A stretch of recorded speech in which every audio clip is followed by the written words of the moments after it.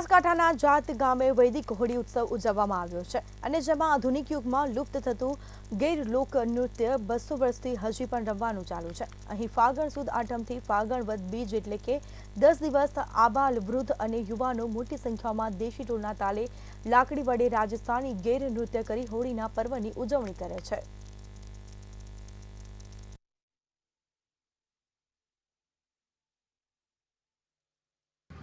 એ અમારું ગામ છેલ્લા 200 વર્ષથી પરંપરાગત રીતે હોળીની ઉજવણી કરે છે।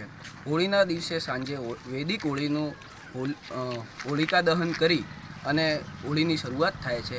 બીજા દિવસે કે ધૂળેટીના દિવસે બપોર સુધી કલરફુલ હોળી રમવામાં આવે છે અને બપોર પછી જે પરંપરાગત રાજસ્થાનનું ગેર નૃત્ય છે સુપ્રસિદ્ધ, એ બપોર પછી બાળકોથી લઈને વૃદ્ધો સુધી દરેક લોકો એમાં ભાગ લે છે અને લાકડી દ્વારા ગેર નૃત્ય કરવામાં આવે છે।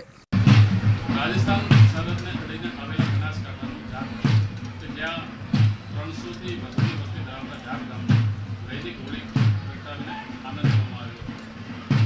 વાત કરવામાં આવે તો બનાસકાંઠાના જાત ગામમાં છેલ્લા 200 વર્ષથી લોકનૃત્ય ગેર કરવામાં આવે છે। એ સમૂહની અંદર લાકડીથી ગેર પૂરી કરવામાં આવે છે, જ્યારે નાના નાના બાળકો, મહિલાઓ સૌ કોઈ લોકગીતો ગાવે હોળીના પર્વને લઈને આઠમથી માંડીને ફાગણ વદ બીજ સુધી એટલે કે 10 દિવસ સુધી હોળીના પર્વને